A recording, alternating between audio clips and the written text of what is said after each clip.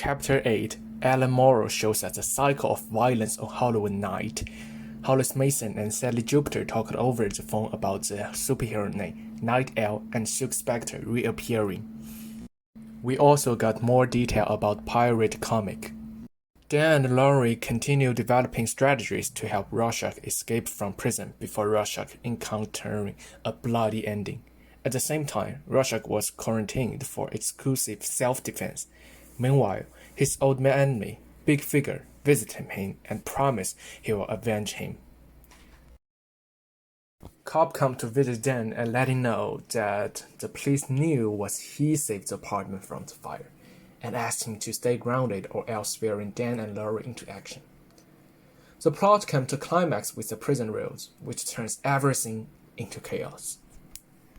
In the same timeline, the young Night Owl went from calm to madness to help his brother escape from prison, and the old Night Owl is preparing to spend a quiet night in the chaos, but chaos will still find him.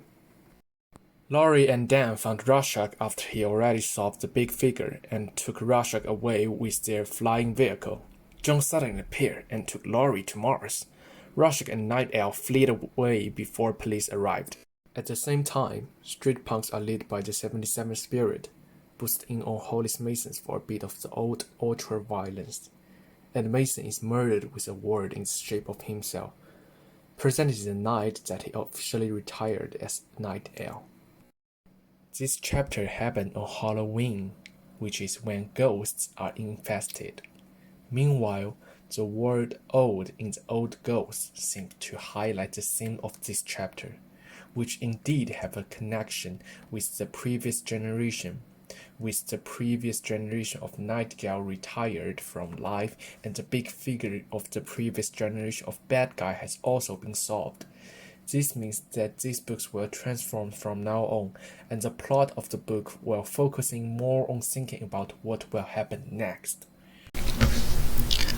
I think the main theme of this chapter is change. The chapter starts with a conversation between Mason and Sally, and during the conversation, other old day memorials are shown, including the figure, perfume, and old photos. And those two are living a peaceful, retired life, smoking cigarettes and taking vitamin pills, in contrast to the outer world, which is far more intense. Tensions are building up, and seems like we're entering a new, destructive and apocalyptic age. I think this image really illustrates this kind of contrast. We have those Knot members on their way to kill Mason, and above we have the banner of nostalgia, ghost of your claims, and here we have the news report of the chaotic riot in the prison. I feel this thing where the Knot are approaching Mason's home also reminds us of how things have changed. Here we have a gravity of who watches the Watchman. That was the primary concern of many people. Well, now basically Dr. Manhattan is a god. He works for the US government, and really no one can watch those superpowers like the US and the USSR. In this chapter, we have multiple war references, including this highlight of tanks massed in Eastern Europe. And Reagan is urging for hard action as a governor because the Watergate never happened in this parallel universe. And this refers to Soviet invasion of Afghanistan in 1979. In real life, it was a long-lasting struggle for the USSR, and to some extent, it contributed to its collapse. But things are going well for the Soviet in the comic, as they kind of penetrated Afghanistan and crossed the border of Pakistan in just one chapter. Here we also have a foreshadowing for the octopus disaster This artist was hired by Wade to design the octopus. Time is also an element used to build up intensity in this chapter. Here we have a professor saying there's likely to be a nuclear war in the next 10 days, and people are buying that. And we also have this thing where Mason is about to get murdered and his clock reads 5 minutes to midnight, which represents both of his demise and doomsday. Here we have more allusions and references used to render a apocalyptic vibe in this chapter. In this thing, we got 2 movie references, and they both point to White's plan of creating an octopus monster to unify human.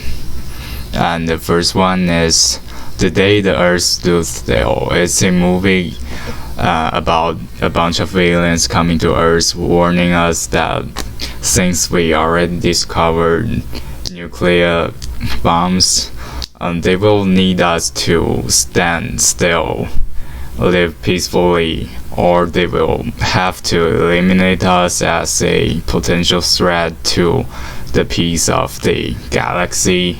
And here we have a graffiti known as the Hiroshima Lovers, which is likely to be inspired by this movie, Hiroshima Mon Amour, which discusses the Hiroshima nuclear bomb from the perspective of 2 individuals and kind of questions the ethnicity behind the decision. And for the next part, I'm going to talk about some bits of visual phenomenons appeared in chapter 8. The first element I'm going to talk about is the pink triangle, as you can see. So at chapter 8, page 3, frame 5, in the background, we can see the Dr. Long approaching the news vendor.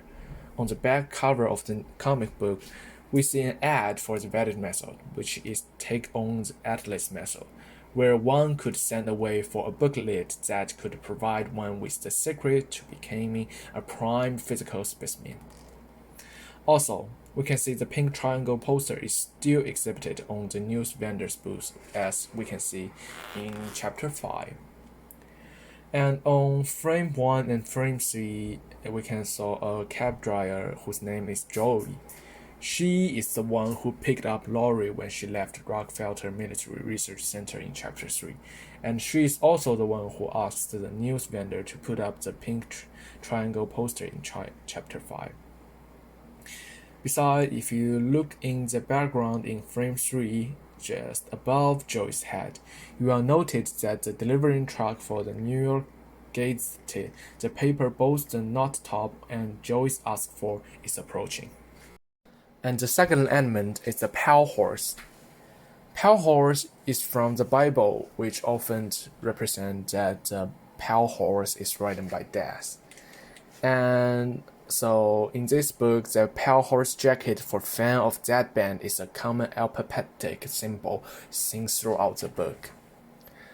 In page 13, frame 2, notice that the man wear a pale horse jacket. He's also a member of the Knot Top Gang, which is reference to the film shown at Utopia, The Days the Earth Stood Still, which is a classic science fiction film about an alien that came to Earth and tells its citizens they must live in peace or be destroyed, which parallels the alien's self-proclaimed mission, and is an apt summation of the book's overall theme. And the last but not the least, note that in page 2, frame 1, the rest home where Sally Jupiter now resided is called Nepenthe Garden. Nepenthe in ancient time was drought that could help the imbiber forget one's sorrows or troubles. Sally Jupiter, with the personal outlook we have seen from her thus far, is one who works so hard to remember just the good things in her past and push aside those negative experiences, particularly her rape at the hands of Eddie Black, as shown in chapter 2. Thank you so much for your patience to finish this video, and here is all the references we used for the video. Again, thank you very much and have a good day.